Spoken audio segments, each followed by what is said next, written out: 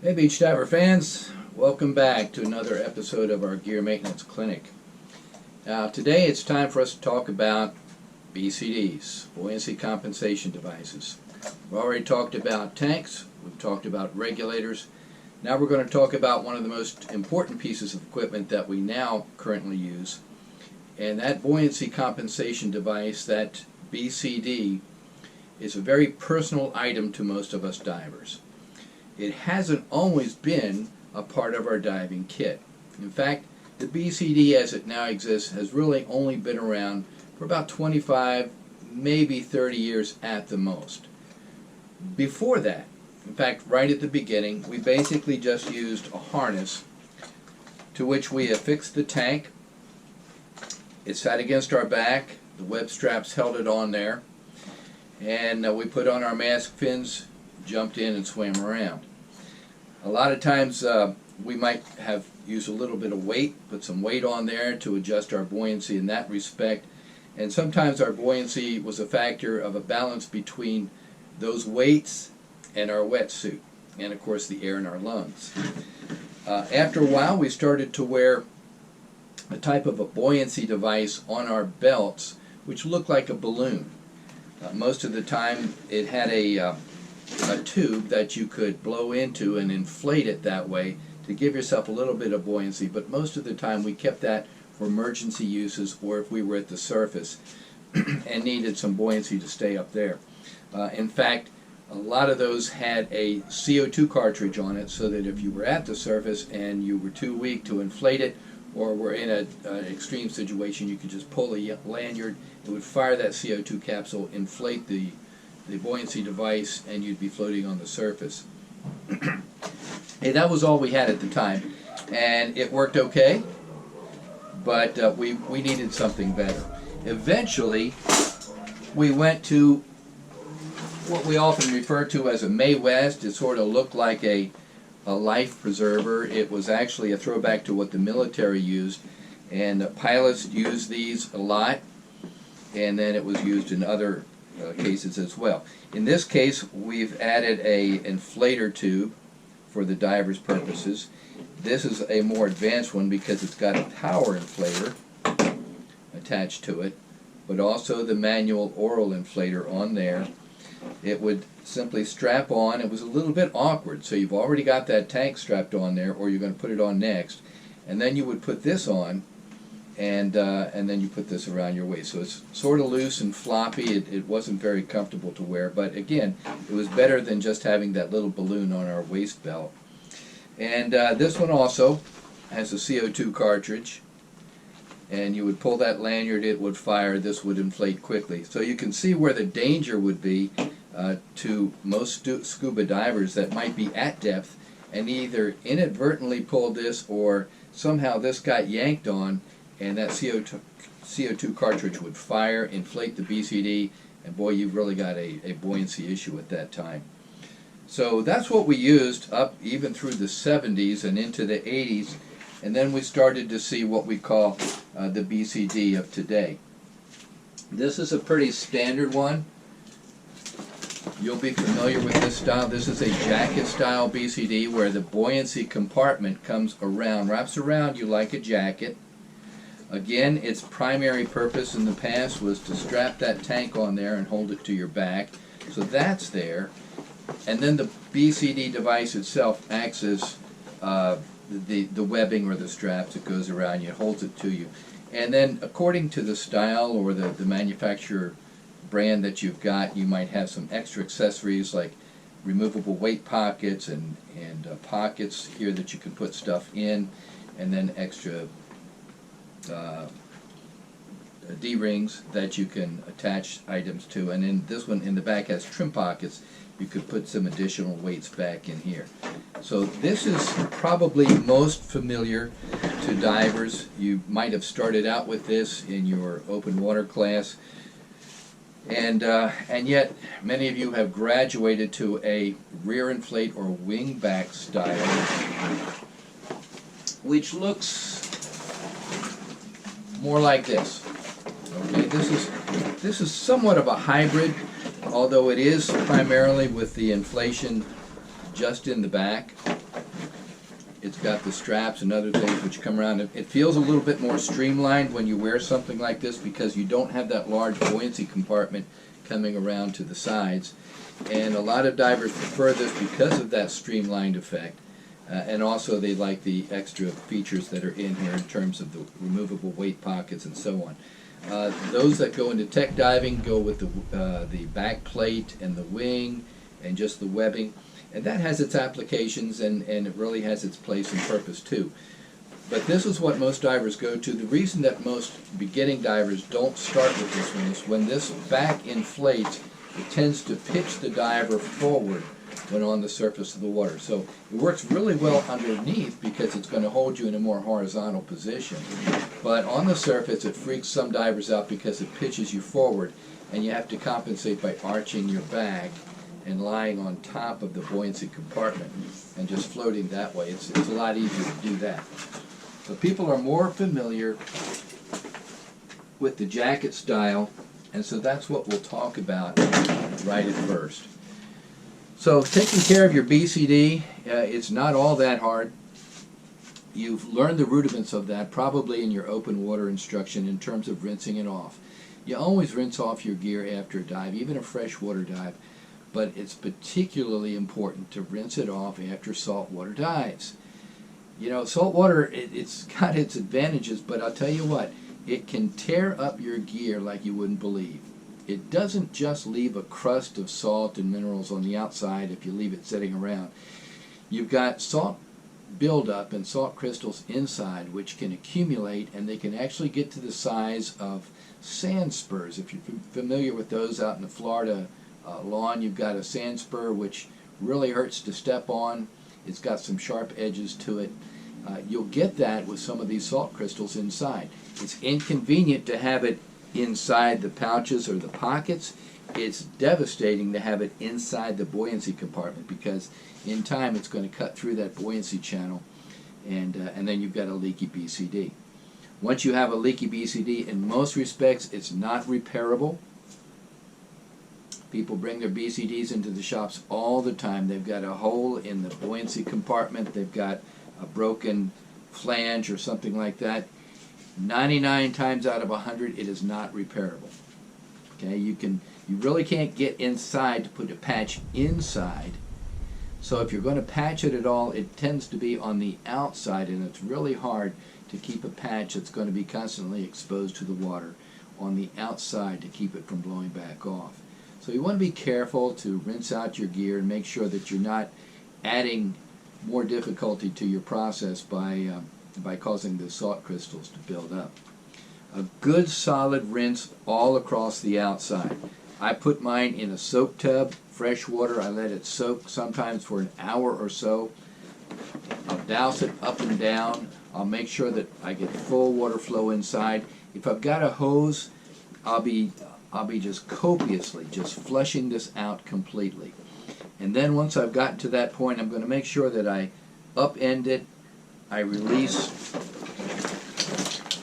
any of the salt water that might have leached into there during a dive. It can happen to anybody. I'm actually going to go over this process outside and show you the best way to put water inside and to clear it out inside. And then once I'm finished washing it, I'm going to go ahead, I'm going to inflate it about 3/4 of the way, enough that it stands up, and let it dry that way. Okay, it's really important when you finish cleaning your BCD, especially cleaning out the inside, that you inflate it enough that the bladder isn't pressing against itself inside. If you leave that BCD sitting around, particularly if it's folded or crimped or anything like that, and inside that bladder is sticking to itself, it will, in time, fuse itself together, and then when you inflate it or try to inflate it and pull it back apart, it could tear that buoyancy channel, and then again you've got another problem on your hands. Whenever we clean our gear, we're going to inspect it as carefully as possible, looking at the webbing, looking at the connections, looking at the D-rings, looking for signs of wear, looking for signs of corrosion or rust. I'm going to check these web fittings in here and the web straps to see if they're torn or worn or in some way about to fail. I have worked with BCDs. This is my 55th year as a diver, so I've worked with BCDs for a long time. I've seen how they wear out, and I've seen how you can make one last a long time, but eventually that web strap is going to give way. A lot of times you can replace the web straps. If you've got somebody who's good with a needle and thread, particularly a tough needle, you can pull these web straps off and you can replace them. Takes a little care, and you want to make sure that you're not sewing through into the buoyancy channel. But it can be done. And if it's just a strap and the BCD is otherwise good, you can give another couple of years out of it. Most of the time, if you take care of a BCD, it could last you 10 years. I've got some that are older than that. But 10 years is the far range as far as a BCD that's going to be used a couple of times a year, maybe a couple of times a month. And you take care of it, 10 years you ought to get out of it. But if not, I mean, most of us change BCDs every couple of years anyway. The price of a good BCD is generally in the range of about $350 to $400 for a really good one.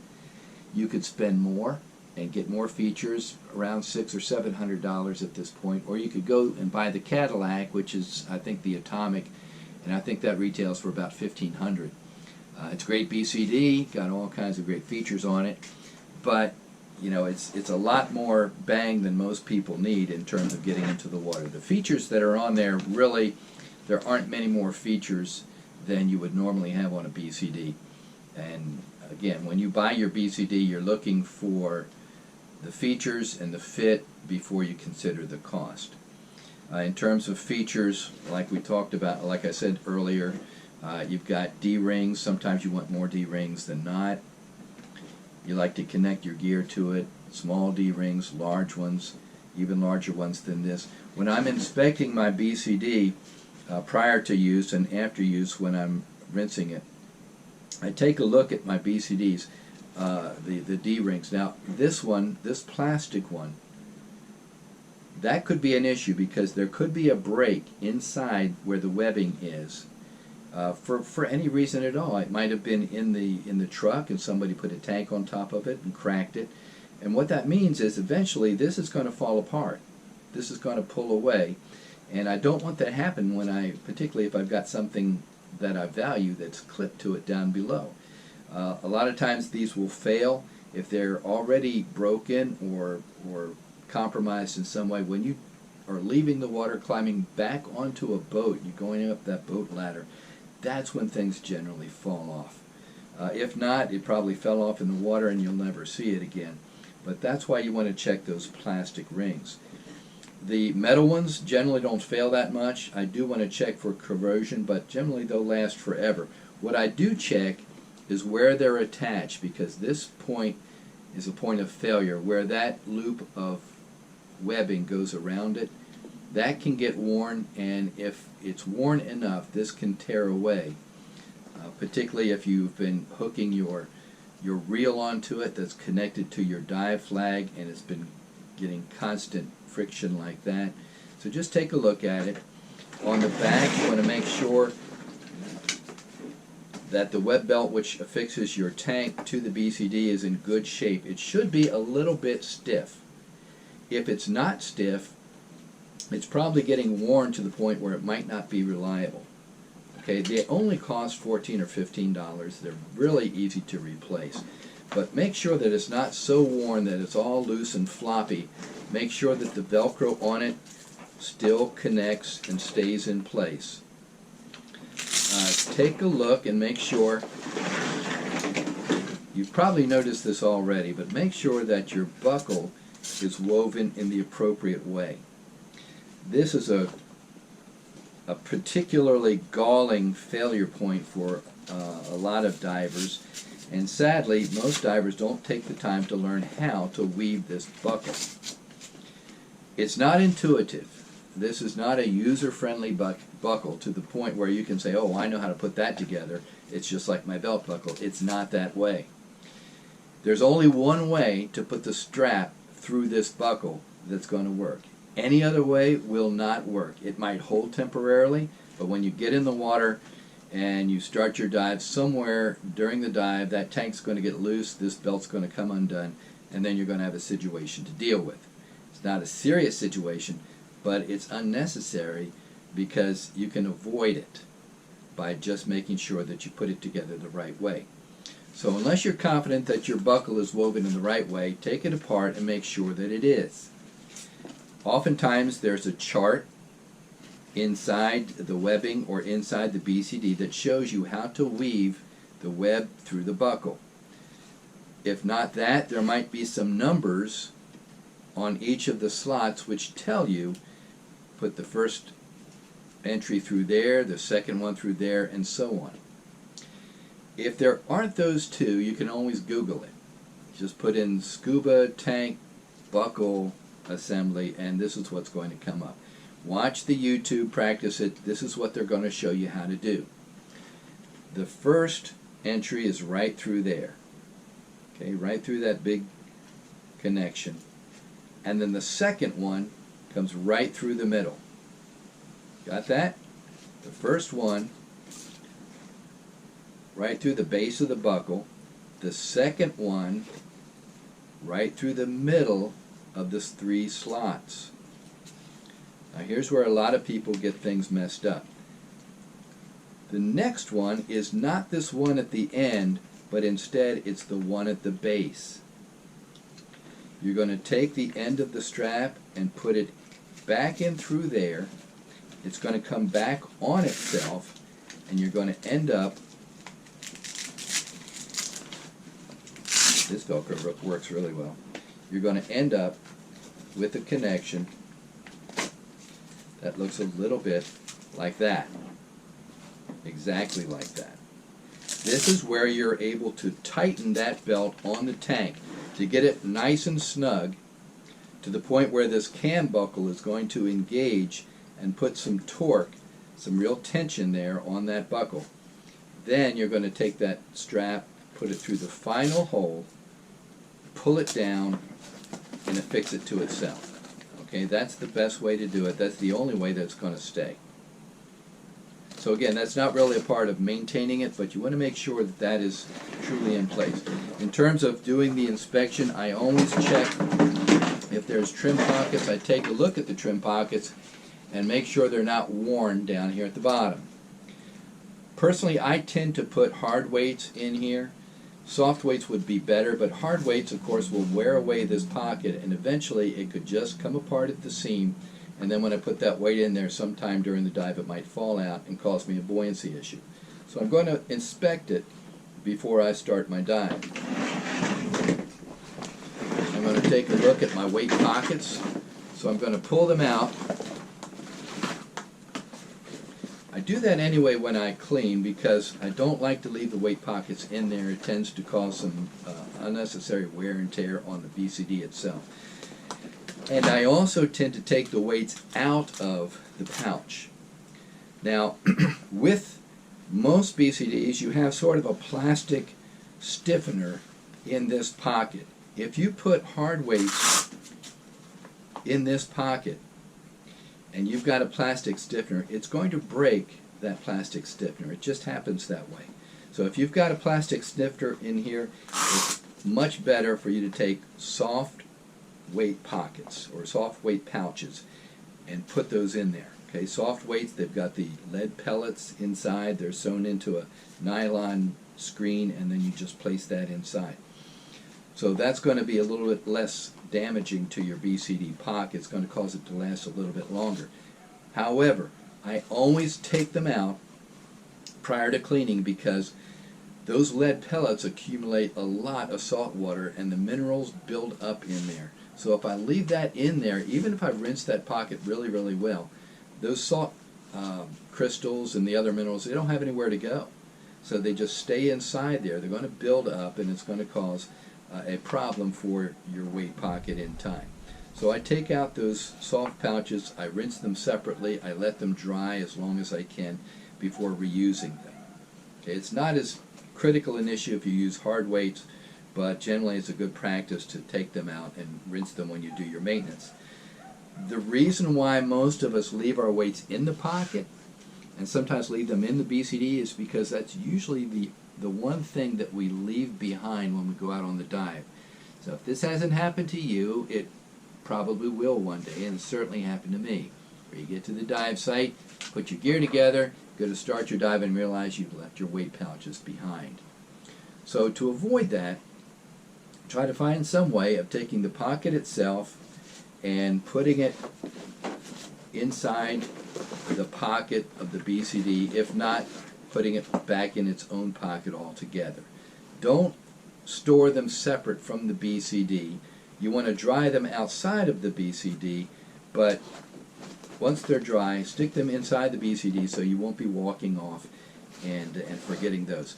Another thing too, I always recommend when people buy a BCD, so they purchase a new nice Tusa BCD like this, and they've got their 2 weight pockets that comes with it. I always recommend at that time buy 2 more pockets.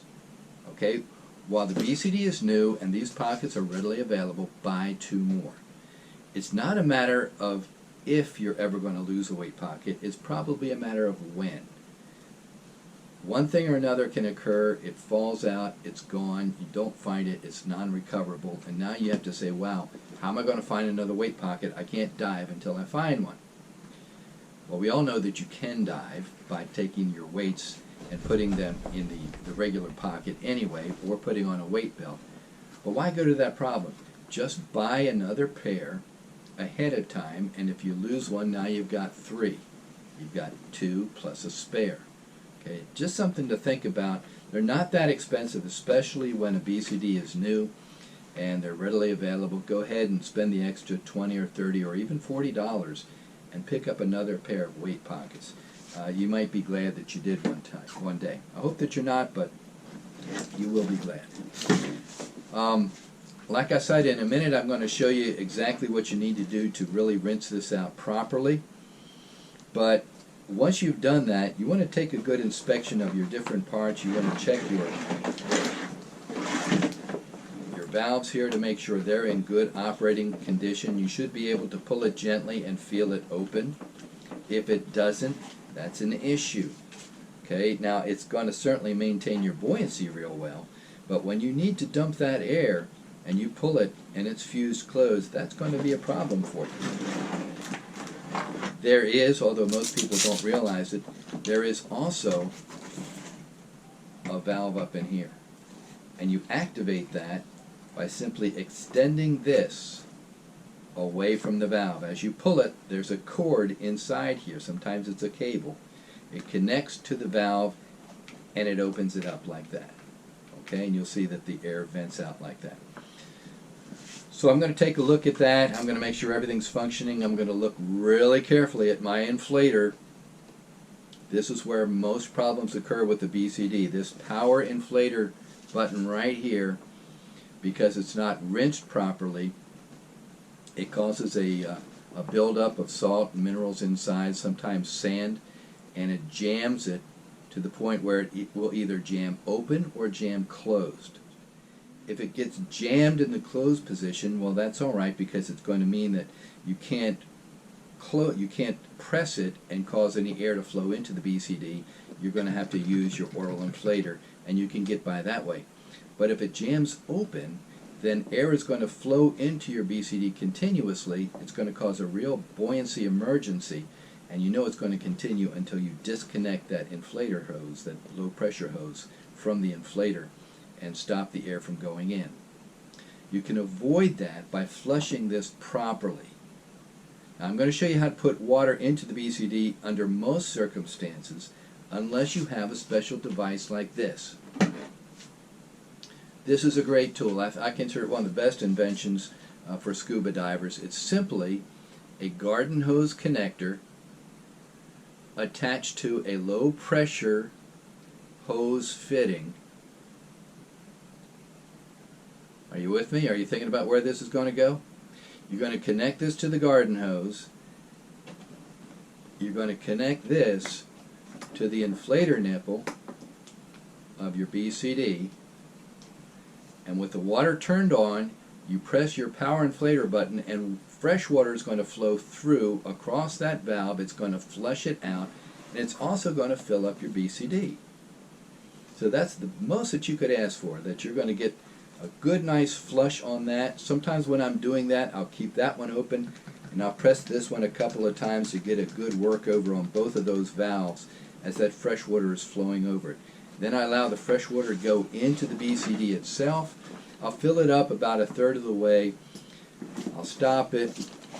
I'll turn it upside down and back and forth. I'll rinse it all around to get those salt crystals out and all the salt water that's built up in there, anything, and then I'll flush it out, and out it will come. Okay, that needs to be done after every dive. Every once in a while, at least once a month, I'll go ahead and I'll take off the inflator hose itself, and I'll make sure everything looks good inside, and then I'll flush it out thoroughly and usually dry it out. Now this is a very delicate process, I guess, for lack of better words, because once you take this off, taking it off is not usually a problem. Don't use any tools if you can avoid it, because these are plastic parts and they can break easily. But take it off, and then the first thing you want to do is make sure you locate and secure the gasket. Now this one's in good shape. It's going to stay inside there, and I'm really happy about that. Okay, but what happens most of the time is this gasket will fall off. It'll get lost, and in many cases the diver doesn't even know that it was there in the first place. So he does a nice rinsing of his BCD, puts the inflator back on here without the gasket. It inflates okay at the beginning, but if you get under a dive condition, it will start to vent water out. It'll just be coming out like a fountain. The air will come out, rather. It won't stay in there. I think I've got another one down here which is a better example. Let's see if I've got it nearby. Okay, here's a better example. So this one I take off, and immediately this could fall out. When I buy a BCD, a new BCD, I make sure I buy an extra one of these. Sometimes the shop has it, sometimes you have to order it, but these can be easily lost. The spare one's going to go in my Save a Dive kit, because if I'm out on the boat, something happens and this gets taken off and this falls overboard or gets lost, I can't dive with this BCD until it's replaced. So make sure that you've got it handy. When I take it out, I take a look at it, see if it's not too worn, and then I'm going to look inside. I'm going to make sure that it's nice and clean in there. I'm going to check around this connection, this place of attachment here, very carefully. This is one of the first places of critical failure for a BCD. These nylon collars are put in there and they're electronically sealed. They're electronically welded to the inside of the bladder. Now, most, I should say, recreational BCDs don't have replaceable bladders. Tech BCDs do, and the higher end BCDs do, but most BCDs don't have a replaceable bladder. That means when this fitting is compromised, when it's broken, the BCD is done. It really is not repairable. I know that some places advertise quick fixes for this. They're not inexpensive. They usually cost about $100, and they don't really work all that well. I've tried them for someone else. We've tried different methods of trying to save an old BCD. They really don't work. So once this part is compromised, the BCD is shot. So I'm going to inspect it and make sure that it looks all right. I'm going to look inside and make sure that there hasn't been some inadvertent buildup of salt crystals.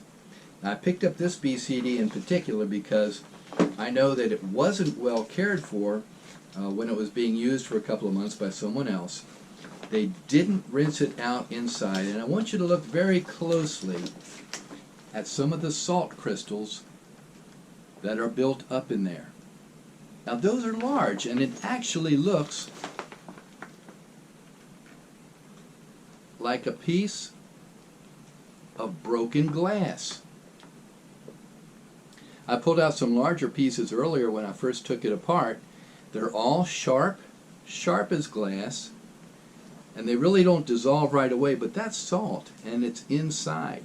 So this needs to be flushed out thoroughly, and usually when I do that, I'll hang it upside down so that any residual water drains out and it gets nice and dry inside there.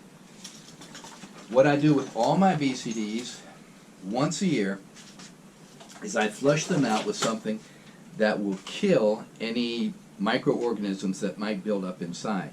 Now, salt water has life in it. There's microorganisms, there's bacteria, there's all kinds of things living in that water. When it seeps into your buoyancy compartment, it's now in a place that is dark, it's warm, it's moist, and that's where things like to grow. Okay, sometimes it's even warm, and that's even better. So stuff is going to grow in there, which is sort of gross because you might have some mold and stuff that's growing inside your BCD, and it's, well, you know, so what? It's inside there, it's not going to hurt me, is it? Well, think about this. Have you ever inflated your BCD and then gone to orally inflate it, put it in your mouth, press the purge valve, and it blows back into your mouth? Exactly. So if there's gunk in there and it's building up and it's perhaps bacterial, it's going to blow right back into you. So it's best to keep it flushed out. I don't put any solutions into the BCD that I don't want into me, just in case it blows back into me. So I'm not going to put some cleaning solvent or simple green, even though that's pretty good stuff.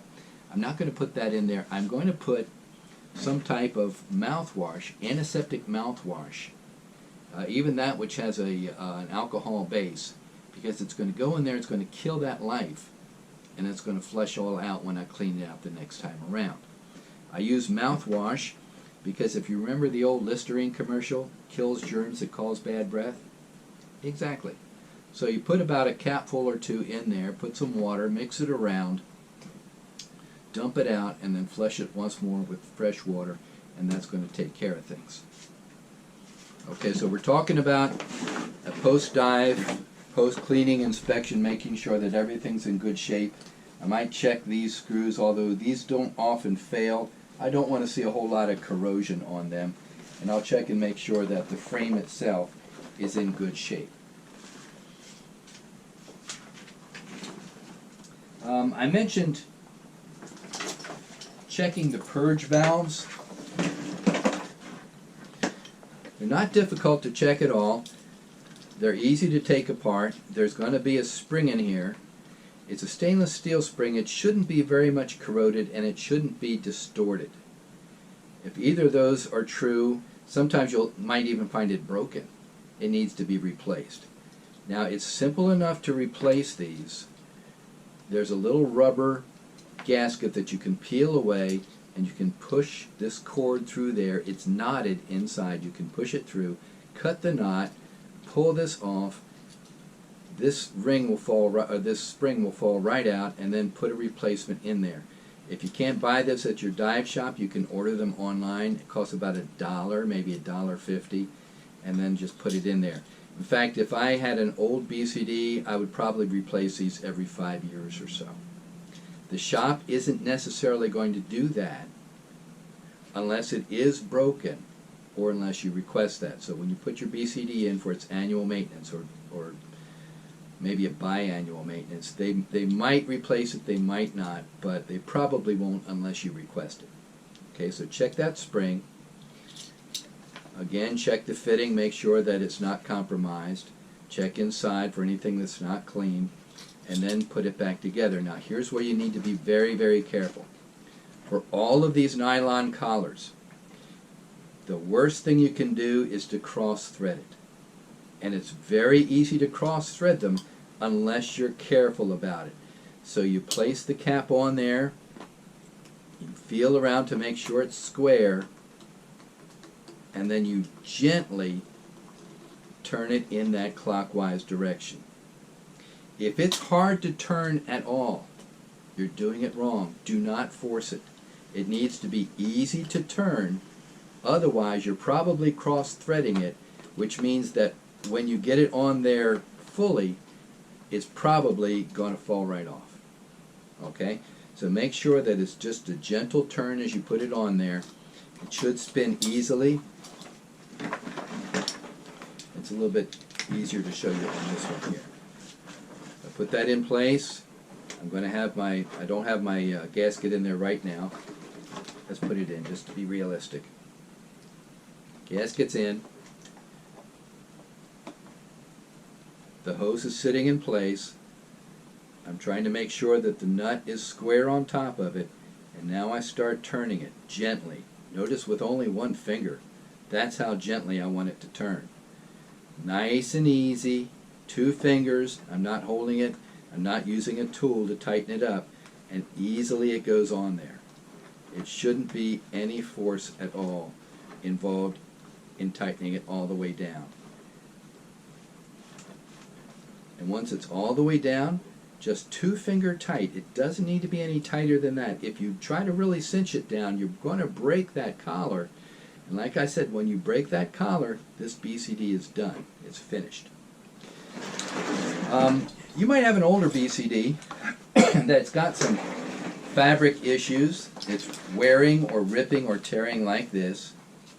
If you see just a small tear, you can mend that oftentimes with glue. I use a really industrial strength rubber cement, and I put it on there. I allow it to dry. I might put a top coat on it as well. I can sometimes use neoprene cement. It's similar to that. It's going to be really tough. It's going to be impervious to salt water, and sometimes where it binds up, it's even stronger than the rest of the fabric. This one's a little bit too far gone for that, so what I might do is have somebody go ahead and put another piece of fabric on here. Again, it's just a matter of stitching it onto here, and then this is good for another couple of years. Like I said, you can take care of a BCD. It'll last a long time. Most importantly, it's going to be more reliable for you. So again, take some time to practice it, learn how to do it, keep your gear in shape. Don't forget how important this inflator is. I don't recommend the average diver do personal maintenance on this power inflator button. Some look like they're really easy to work on, and you can spin the button off and get into the Schrader valve inside, or sometimes there's just a spring and a ball bearing inside. But it's so easy to break that, or so easy to mess it up. I just don't recommend that. It's far easier, rather than to fiddle with that. If you can't fix it by flushing it out, just go ahead and buy a new inflator itself. They're only about $15. Sometimes they're $19 or $20. But it's so much better to be able to replace this with a brand new one than to have one that's going to be questionable because you had a screwdriver and a pair of pliers and you sort of got it working again. Okay? If you don't want the shop to take care of it, just go ahead and replace it with another one. And then if you do fix this, keep it as a spare just in case. But I really don't recommend the average diver work on this. Technicians themselves don't like to work on them because sometimes the design is easy to work on and sometimes it's not. Okay, but just a word to the wise. All right, we're going to go outside. I'm going to show you a couple ways to flush it. And again, if you ever have any questions about these things, send them in to us. You can contact us, tom@thebeachdiver.com, or go to the website, www.thebeachdiver.com. You can reply to this YouTube video. I'll put a contact number down here, but we're always happy to answer questions, and no matter where you are or what your question is, we'll help you in any way that we can. Okay, so hang on, we're going to go outside. Okay, so I promised you that I would show you how to rinse out this BCD as best as possible, and that's what we're going to do. So we've rinsed it all over, but we need to rinse inside. At first we're going to start with the hose attachment I told you about. Again, it's a great tool. If you don't have one and you can't find one commercially, and just look them up on Amazon Prime or anywhere else, your dive shop should stock them. If they don't, you can find it online. If you can't find them, simply buy the female garden hose connector with a 1/4 inch nipple on the end of it, and then find an old inflator hose, an old low pressure hose with the inflator fitting on it, cut it off, shove it onto that 1/4 inch nipple, and put a clamp around there, a hose clamp, tighten it up, and you've got your device. Okay, so it's hooked up, the water's on. I'm going to connect it to the nipple on my power inflator, and then I'm going to press it. I can hear the water flowing in there right now. So the water is coming up in here, it's going down through the inflator tube, and it's filling up the BCD. Like I said, I like to sometimes press it so it flows and then clean this valve out as well. Okay, it's getting a great flush over both of those valves, and any sediment, any sand, any salt that's in there is getting flushed out right now. It's going to keep both of those valves nice and fresh and reliable. I'm going to fill up the BCD as much as possible. I'm not going to fill it all the way. I want it to have enough room that I can shake it around and get a good rinsing action going on.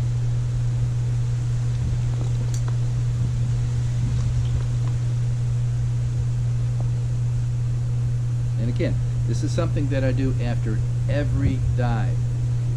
If for some reason operationally you can't do it after every dive, do it at least once a week. Just make sure that you clean out that buoyancy compartment. Okay, I've got enough in there.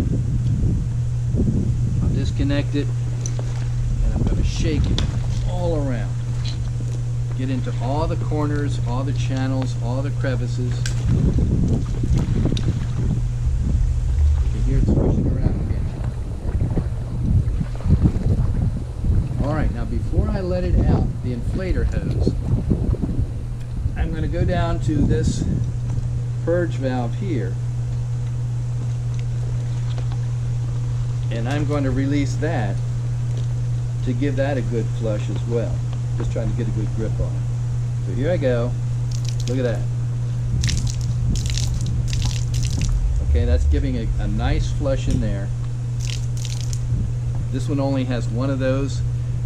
If I had more, I'd do one to each one. And then, I told you about this valve that's up here at the top of your inflator. I'm going to put that at the lowest point.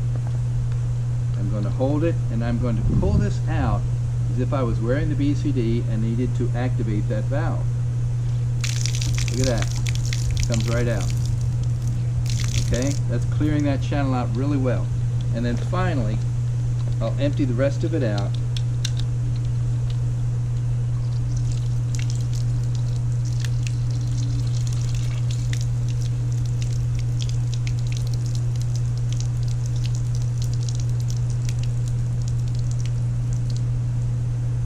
There we go. I've got a good rinse. I'm good to go for my next dive. And as I mentioned before, about once a year, I might put in some of that mouthwash. I can put it in this way by holding this open and just pouring it in. I only need a capful or maybe 2 capfuls. That's plenty enough, and then I'll put water in there. That'll dilute it. Give it a really good rinse. Let it all out. Put some fresh water in, rinse that out, and then I'm good to go. Okay? You do that, you take care of your BCD in that way, I guarantee it's going to last you a long time. At least if it doesn't, you can't blame yourself for not taking care of it. Alright, so I'm glad that you were able to watch this episode. The next time we get together, we're going to talk about wetsuits. Wetsuits, we don't use them as critically here in South Florida as many people do in other parts of the world, but we do use them. And it does help to take care of them properly. For instance, some people talk about a stinky wetsuit. I've never in my life, in 55 years of diving, I never had a stinky wetsuit. And I'll show you what I do to make sure that my wetsuits stay clean, they stay fresh, and they stay intact. Okay, if you don't take care of your wetsuit, it'll get creases. Well, we'll talk about that later. All right, thanks for staying tuned. Hope to see you soon.